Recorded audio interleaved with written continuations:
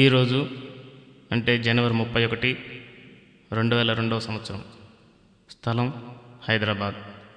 నేను మీ అందరికీ తెలిసిన పిరమిడ్ మాస్టర్ డి శివప్రసాద్.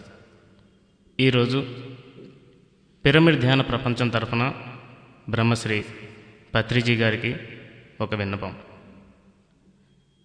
ఎన్నెన్నో ధ్యాన క్లాసులలో యోగ పరంపర గురించి చెప్పే ఉన్నారు. మరొకసారి మీ ముఖతః యోగ పరంపర అన్న కాన్సెప్ట్ను సువిస్తారంగా ప్రసాదించ ప్రార్థన. బ్రహ్మశ్రీ పత్రిజీ.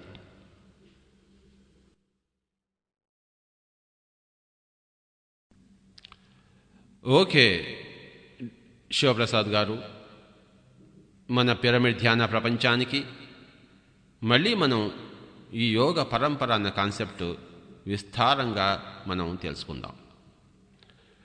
పిరమిడ్ మాస్టర్లు అందరూ కూడాను ఈ యొక్క కాన్సెప్ట్ని చాలా శ్రద్ధగా వినాలి. ఎందుకంటే చాలా అత్యద్భుతమైన విషయం ఈరోజు మనం తెలుసుకోబోతున్నాం. మానవుడు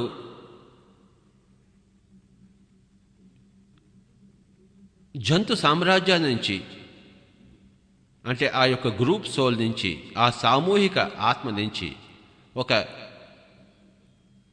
వ్యక్తిపరమైన ఆత్మగా, ఇండివిజువల్ సోల్గా మానవ జన్మలో ప్రవేశించిన తర్వాత కానీ, లేక ఒకానొక పూర్ణాత్మ నుంచి ఒకానొక శకలంగా మానవ జన్మ పరంపరలో ప్రవేశించినప్పటి నుంచి కానీ, లేకపోతే ఇతర గ్రహాల్లో, ఇతర సౌర కుటుంబాల్లో అక్కడి నుంచి ఇక్కడికి మానవ జన్మల్లో ప్రవేశించినప్పుడు కానీ, ఇలాగ రకరకాల పరిస్థితుల్లోంచి మానవ జన్మలోకి వస్తుంటాయి ఆత్మలని.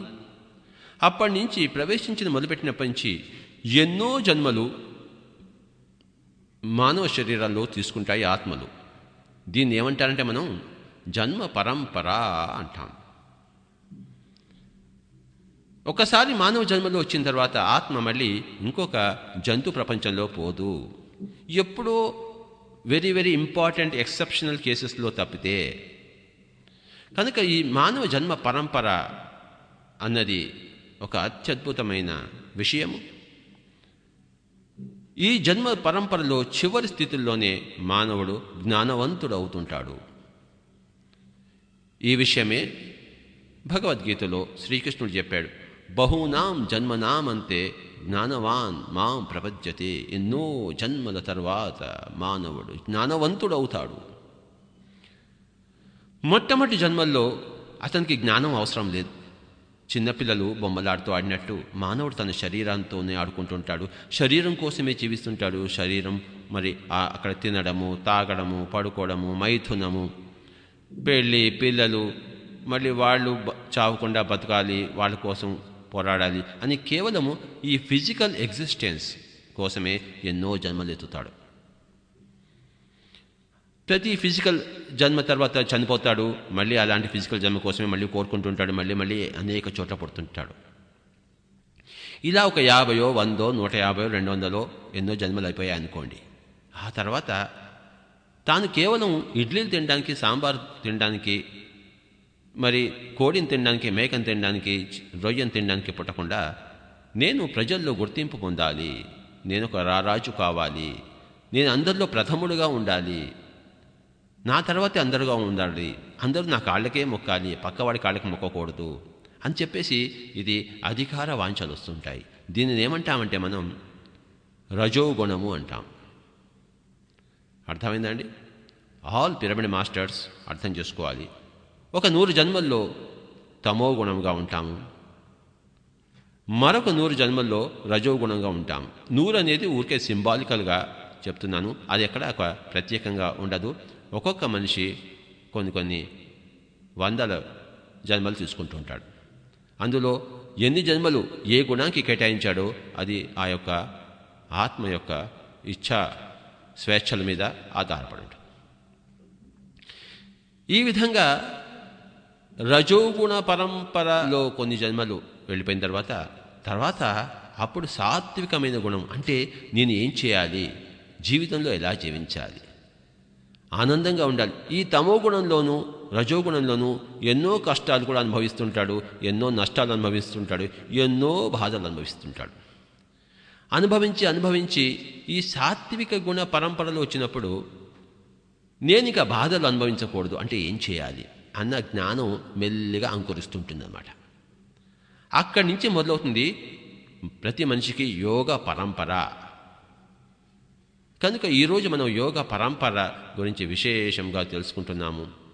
యోగ పరంపర రాకముందు కర్మ పరంపరలో మరి భోగ లాలసత కొన్ని జన్మలు, తర్వాత అధికార లాలసత మరి కొన్ని జన్మలు అయిపోయిన తర్వాత మరి ఈ సత్య లాలసత, సత్యం అంటే ఏమిటి, అక్కడ నుంచి యోగం మొదలుపడుతుంది. సత్యము తెలుసుకోవాలంటే యోగం చేయాలి. సత్యం తెలుసుకోవాలంటే సత్యము జీవించాలి. కనుక ఈ యోగ పరంపరలో ఈరోజు మనం విశేషంగా తెలుసుకుంటాము.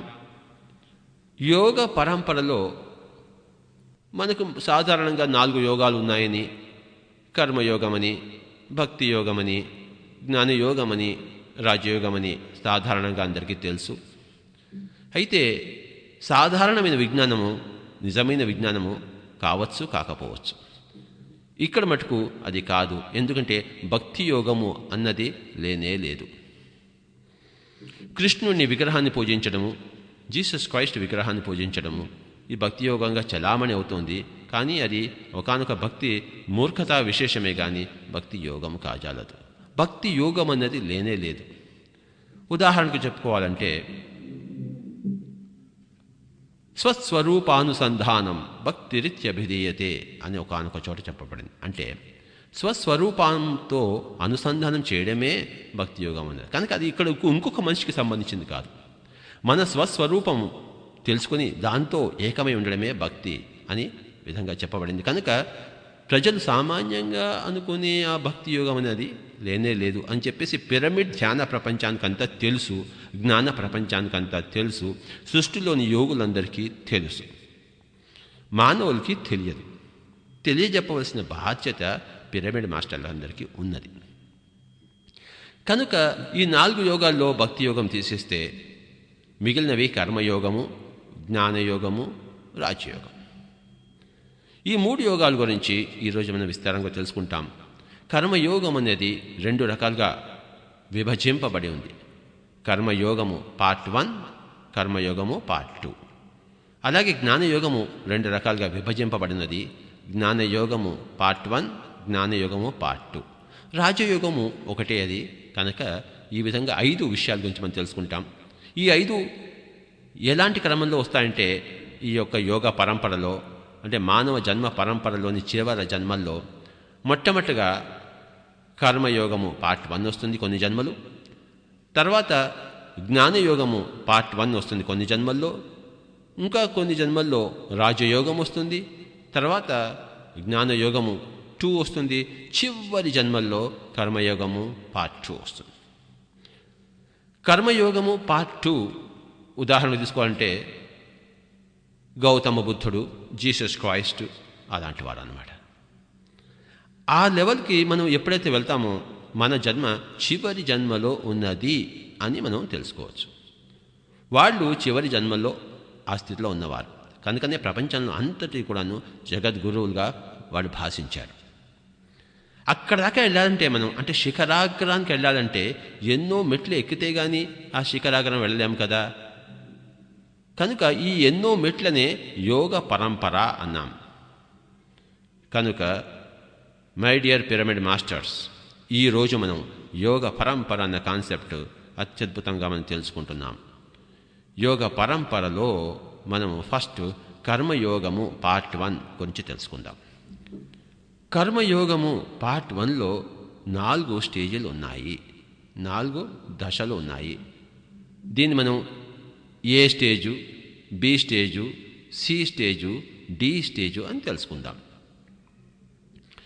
ఏ స్టేజ్ గురించి చెప్పాలంటే, అయ్యా నువ్వు ఎవరికి మంచి చేయలేకపోతే చేయొద్దు, చెడు మటుకు చేయొద్దు నాయనా, ఏ ప్రాణిని హింసించద్దు నాయనా, ఆ రొయ్యని ఇన్ని రోజులు తిన్నావు ఇంకా తినద్దోయ్, ఆ పందిని తిన్నావు ఇన్ని రోజులు ఇంకా తినద్దయ్యా.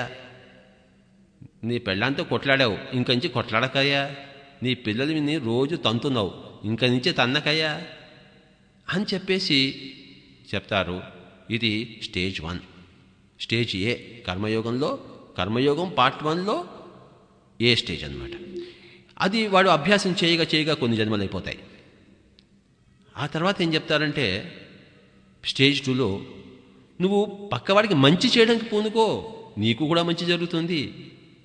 నువ్వు ఎంత మంచి చేస్తే నీకే అంత మంచి జరుగుతుంది. కనుక ఉపకారం చెయ్యి. ఆ వీధులు సరిగా ఊడ్చు, చెట్లు పెట్లు, మరి అందరికీ అన్నదానం చెయ్యి, ఏదో వస్త్రదానం చెయ్యి. నువ్వు సంఘం సంగతి చూసుకోవాలి.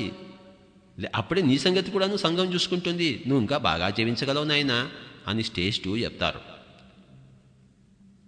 ఈ స్టేజ్ 1లో స్టేజ్ 2లో ధ్యానము, ఆత్మజ్ఞానం ఇవన్నీ రావు. ఇంకా చిన్న స్టేజ్లో ఉన్నాడు వాడు. ఇంకపోతే స్టేజ్ 3లో ఏమని చెప్తారంటే నువ్వు కర్మలు చేస్తుండే మంచి కర్మలు, వాటి ఫలితాలని ఆశించకు. కర్మణ్యేవాధికారస్తే మా ఫలేషు కదాచన అని భగవద్గీతలో కృష్ణుడు ఈ 3వ స్టేజ్ గురించి చెప్పాడు.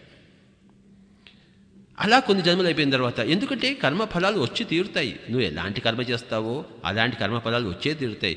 జీసస్ క్రైస్ట్ చెప్పాడు, as you so you reap. నువ్వు ఎలాంటి విత్తును విత్తుతావో అలాంటి చెట్టునే పొందుతావు. కనుక నువ్వు వేప విత్తి మరి చెట్టు వస్తుందేమో అని భయపడవలసిన అవసరమే లేదు. వేప చెట్టే వస్తుంది. కనుక నువ్వు అందరికీ మంచి చేస్తే నీకు అందరి మంచి చేసే తీరుతారు. దాని గురించి ఆలోచనల్లో మళ్ళీ నీ సమయాన్ని వృధా చేసుకోవద్దు, నీ శక్తిని వ్యర్థం చేసుకోవద్దు. కనుక కర్మ ఫలితాలను ఆశించవద్దు నాయనా. కర్మ చేయడంలోనే నీ యొక్క జీవితాన్ని నిమగ్నం చెయ్యి, మంచి శుభకర్మలను చేయడంలోనే. కనుక ఇది 3వ స్టేజు కర్మయోగం పార్ట్ 1లో. కర్మయోగం పార్ట్ 1లో డి స్టేజ్ ఏంటంటే నువ్వు కర్తృత్వ భావన లేకుండా కర్మలు చేయి నాయనా. నేను అనేది లేకుండా చెయ్యి. అది చాలా కష్టం. అది నిజానికి కర్మయోగం పార్ట్ 2లో ఉన్నవాళ్ళు చేయగలరు. కానీ వీళ్ళందరికీ చెప్తారు అదొక లక్ష్యంగా. ఎలాగంటే నువ్వు ఐఏఎస్ పాస్ కావాలి అని చెప్పినప్పుడే వాడు మిగతా ఏదో కాంపిటేటివ్ ఎగ్జామినేషన్ గ్రేడ్ 1 ఏదో పాస్ అవుతాడు వాడు. కానీ అది లక్ష్యం, ఆ సిలబస్ లక్ష్యంగా పెట్టుకోవాలి. కనుక ఈ విధంగా కర్మయోగం పార్ట్ 1లో 4 స్టేజ్లు ఉన్నాయి. Stage A, stage B, stage C, stage D. మళ్ళీ చెప్పుకుందాం. స్టేజ్ ఏ అంటే మంచి చేయలేకపోతే చేయకపోయావు, చెడు మటుకు చేయకు, హింస చెయ్యకు, తోటి ప్రాణిని కష్టపెట్టకు, చంపకు, కొట్లాటద్దు, రక్తపాతం చేయవద్దు, నరకవద్దు. రెండవది ఏంటంటే తోటి ప్రాణికి సహాయం చేయి, రకరకాలుగా సహాయం చేయి. సంగీతం నేర్పించు, డ్యాన్స్ నేర్పించు, రోడ్లు వెయ్యి, చెట్లు వెయ్యి. అశోకుడు చెట్లు నాటెను అంటే ఇది 2వ స్టేజ్ అన్నమాట. 3వ స్టేజ్ ఏంటంటే మంచి కర్మలు చేస్తుండు, ఫలితాలను ఎంత మాత్రం దృష్టిలో పెట్టుకోకు. ఎందుకు దృష్టిలో పెట్టుకుంటే ఏమవుతుందంటే మన సమయం వృధా అవుతుంది. అది అన్నమాట. మన సమయం వృధా కాకూడదు కదా. ఫలితాలు వచ్చేవి రానే వస్తూ ఉంటాయి. కనుక ఆ తర్వాత ఇంకా ముందుకు పోయి కర్తృత్వ భావన లేకుండా, అంటే నేను అనేది లేకుండా కర్మలు చేయను ఆయన అంటుంటారన్నమాట. కనుక కర్మయోగం పార్ట్ 1లో ఇవన్నీ అయిన తర్వాత జ్ఞానయోగము పార్ట్ 1 వస్తుంది. జ్ఞానయోగము పార్ట్ 1లో ఇప్పుడు ఏం చెప్తానంటే మెల్లిగా, అరే నువ్వు మానవ శరీరం కాదు రోయ్, నువ్వు ఆత్మబోయ్. చనిపోయిన తర్వాత స్వర్గము నరకము ఉందోయ్. కనుక ఈ ఒకమే లోకం అనుకునేవు, ఎన్నో లోకాలు ఉన్నాయోయ్. నీకు అపారమైన శక్తి ఉందోయ్. నువ్వు ఆత్మ పదార్థమోయ్. నువ్వు చేయలేనిది ఏదీ లేదోయ్. కావాలంటే గాల్లో ఎగరగలవు, నీటి మీద నడవగలవు అని చెప్తుంటారు. ఇది కొత్తది, ఇది కొత్త జ్ఞానానికి సంబంధించింది. నీకు చావు లేదు, సంతోషంగా ఉండు. చనిపోయిన నీ తల్లి తండ్రి వేరే లోకాల్లో ఉన్నారు, కావాలంటే వెళ్ళి వాళ్ళతో మాట్లాడగలవు. నువ్వు కూడా చనిపోయిన తర్వాత వాళ్ళ దగ్గరికి వెళ్తావు, కనుక ఏడవకు. ఇలాంటి విశేషాలన్నీ చెప్తుంటారు జ్ఞానయోగం పార్ట్ 1లో. అప్పుడే ఈ వేదాంతం వినడము, మరి ప్రవచనాలు వినడం మొదలవుతుంది. కర్మయోగం పార్ట్ 1లో ఈ ప్రవచనాలు వినడం, జీసస్ క్రైస్ట్ ఒక బోధనలు వినడము, బుద్ధుడి బోధనలు వినడము, గీత యొక్క లెసన్స్ మరియు గీతా యజ్ఞాలు వినడం ఇవన్నీ ఉండవు అనమాట. జ్ఞానయుగం పార్ట్ 1లో ఇవన్నీ మొదలవుతాయి. కనుక ఇక్కడ 4 స్టేజ్లు ఉన్నాయి. మళ్ళీ జ్ఞానయోగం పార్ట్ 1లో 4 స్టేజ్లు ఉన్నాయి. ఏ స్టేజ్ని ఏమంటాం అంటే శ్రవణము అంటాం, బి స్టేజ్ని మననము అంటాం, సి స్టేజ్ని నిధిధ్యాసన అంటాం, డి స్టేజ్ని సాక్షాత్కారం అంటాం. మొట్టమొదటి స్టేజ్లో శ్రవణము, నువ్వు బాగా విను. అక్కడ లెక్చర్లు ఇస్తున్నారు, జీసస్ క్రైస్ట్ గురించి చక్కగా మరి సువార్తలు ఇస్తున్నారు, పోయి విను. ఆయన ఏం చెప్పాడో విను. అక్కడ భగవద్గీత గీతా యజ్ఞాలు జరుగుతున్నాయి, పోయి విను. ఎవరో ధ్యానం లెక్చర్స్ ఇస్తున్నారు పిరమిడ్ ధ్యాన కేంద్రాలు, అక్కడ పోయి విను.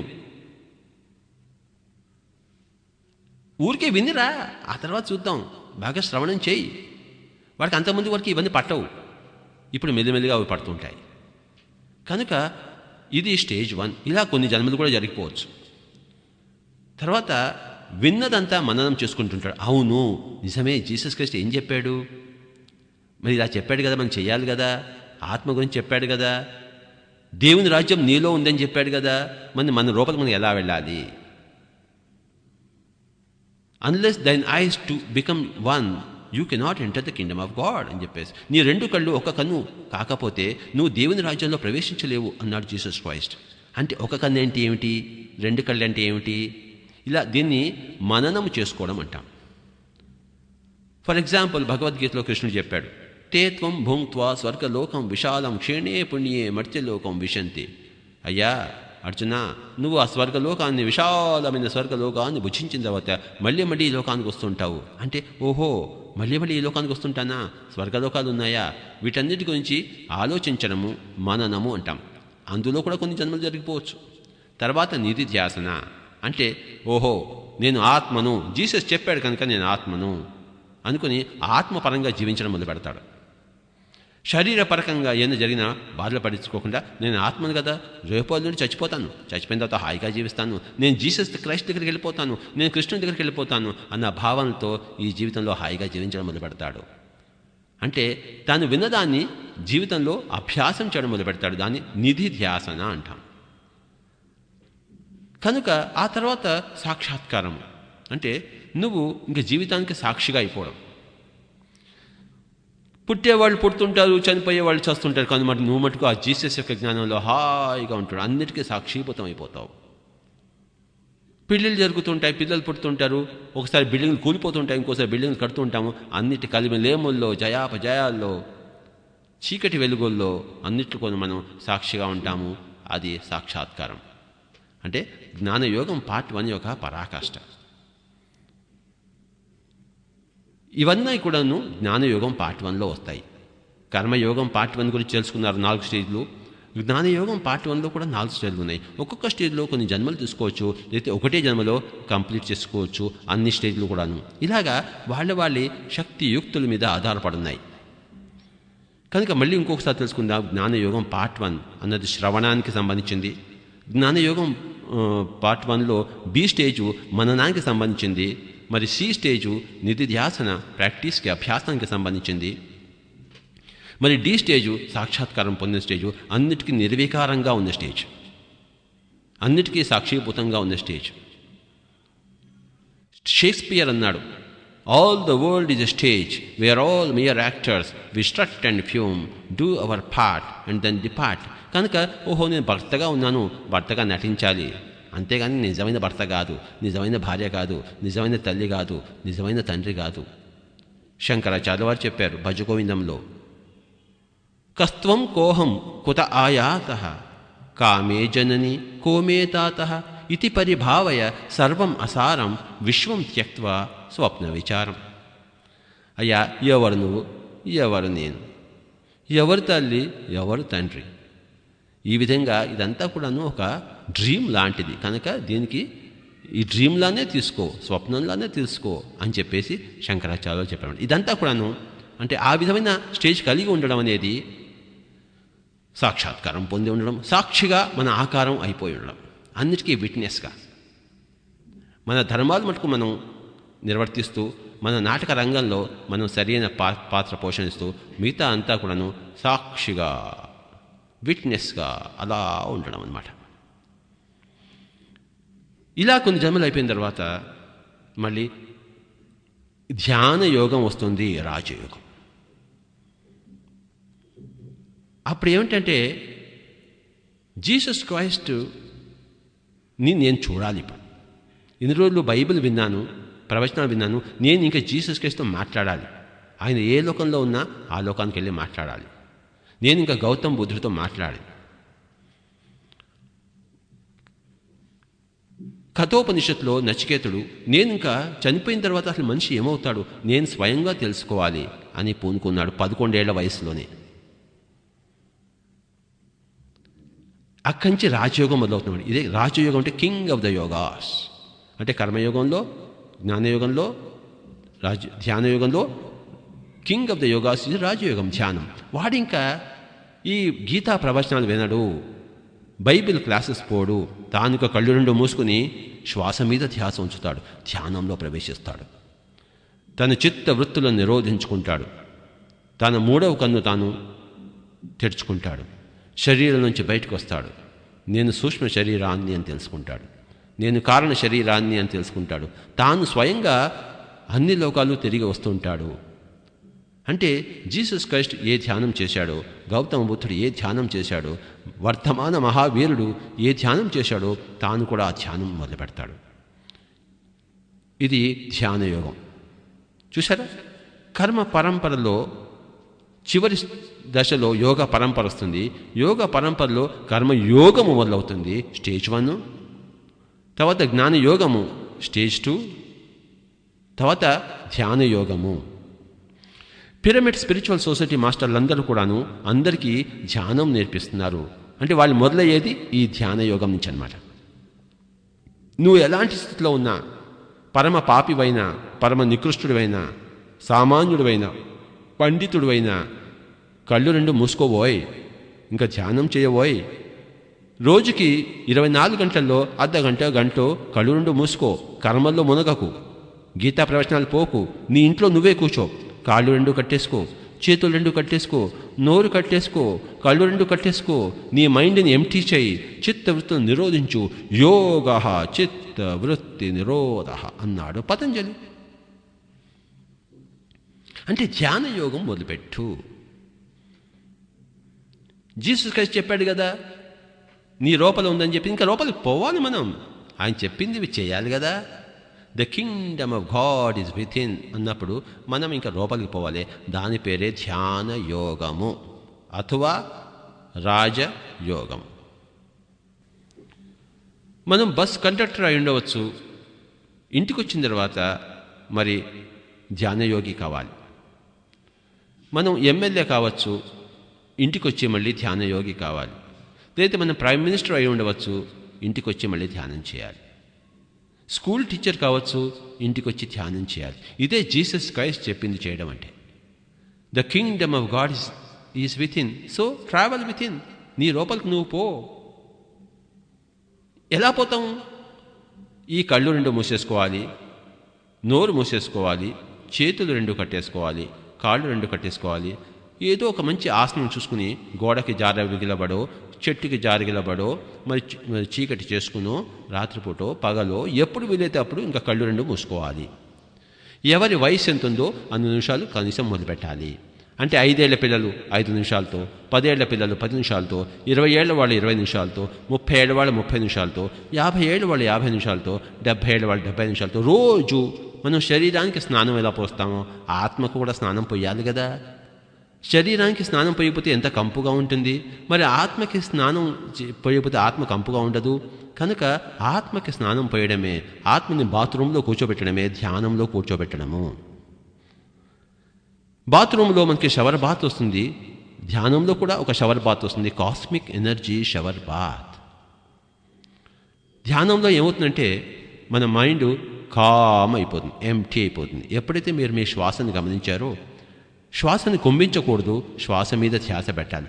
అలా అలా శ్వాస మీద ధ్యాస పెడుతుంటే మన మనసు నిర్మానుష్యమైపోతుంది. అయిపోయి అపారమైన విశ్వశక్తి మన లోపల ప్రవహిస్తూ ఉంటుంది, కాస్మిక్ ఎనర్జీ. దీనిని శివుడి రెండవ భార్య అంటే గంగాదేవి అన్నాం. చూసారా, శివుడి జుట్టు మించి పైనుంచి గంగ ప్రవహిస్తూ ఉంటుంది. అంటే శివుడి కింద ధ్యాన స్థితిలో ఉంటాడు, పైనుంచి కాస్మిక్ ఎనర్జీ షవర్ బాత్ వస్తూ ఉంటుంది, లోపల చేరుతూ ఉంటుంది. అప్పుడు ఇదే ధ్యాన యోగం. అపారమైన విశ్వమయ ప్రాణ చైతన్యాన్ని, ప్రాణ శక్తిని మన లోపలికి తీసుకుంటూ ఉండడమే ధ్యాన యోగం. అప్పుడు ఏమవుతుంది? దివ్య చక్షువు తెరుచుకుంటుంది. దీన్నే జీసస్ క్రైస్ట్ అన్నాడు, unless దైన్ 2 eyes become one, you cannot enter the kingdom of God. నీ చర్మ చక్షువులు 2 ఏకమైపోయి ఒకానొక దివ్య చక్షువు కాకపోతే నువ్వు దేవుని రాజ్యంలో ప్రవేశించలేవు నాయనా అన్నాడు.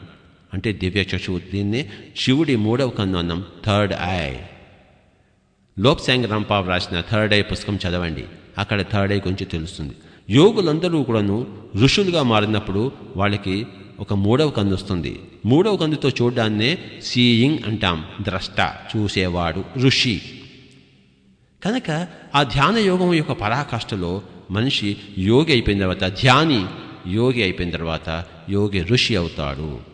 యోగి ఋషి అయినప్పుడు అది ధ్యాన యోగం యొక్క పరాకాష్ఠ. ప్రతి మనిషి ఒక ఋషి కావాలి. ఋషి కాకపోతే మళ్ళీ మళ్ళీ పుడుతూనే ఉంటాము. జీసస్ క్రైస్ట్ మహా ఋషి అయ్యాడు, బ్రహ్మర్షి అయ్యాడు, వశిష్ఠుడు బ్రహ్మర్షి అయ్యాడు. మరి మనము వాళ్ళ కొంగు పట్టుకుని వేలాడాలా? వాళ్ళలాగా మనం తయారు కావాలా? వాళ్ళలాగా తయారు కావాలంటే మనము కూడా యోగులము కావాలి, మనము కూడా ఋషులము కావాలి. పిరమిడ్ మాస్టర్లు అందరూ ఋషులే. వాళ్ళు ఎన్నో గంటలు గంటలు గంటలు ధ్యానం చేసి తమ 3వ కన్నుని ప్రతిష్ఠించుకున్నవారు, 3వ కన్నుని తెరిపించుకున్నవారు. మరొక యోగి వచ్చి, మరొక ఋషి వచ్చి మన 3వ కన్ను తెరవడు. మనమే కష్టపడాలి. డబ్బు సంపాదించుకోవడం ఎలానో మరి దివ్యశిక్ష సంపాదించుకోవడం అలానే కష్టపడి సంపాదించుకోవాలి. గంటలు గంటలు ధ్యానం చేస్తే దివ్యశిక్ష వస్తుంది, గంటలు గంటలు వ్యాపారం చేస్తే డబ్బు వస్తుంది. కనుక గంటలు గంటలు సంగీత సాధన చేస్తే సంగీతం వస్తుంది. మనం కూడా త్యాగరాజులు అవుతాం, భీమ్సేన్ జోషిలు అవుతాము, బిస్మిల్లా ఖాన్లా కావాలంటే మరి గంటలు గంటలు సంగీత సాధన చేయాలి కదా. అలాగే గంటలు గంటలు ధ్యానం చేస్తే ఋషి అవుతాము, 3వ కన్ను తెరుచుకుంటుంది. చూసారా, 3వ కన్ను తెరుచుకున్నప్పుడు మన ధ్యాన యోగం కంప్లీట్ అయింది అన్నమాట. అక్కడి నుంచి జ్ఞాన యోగము పార్ట్ 2 మొదలవుతుంది. తర్వాత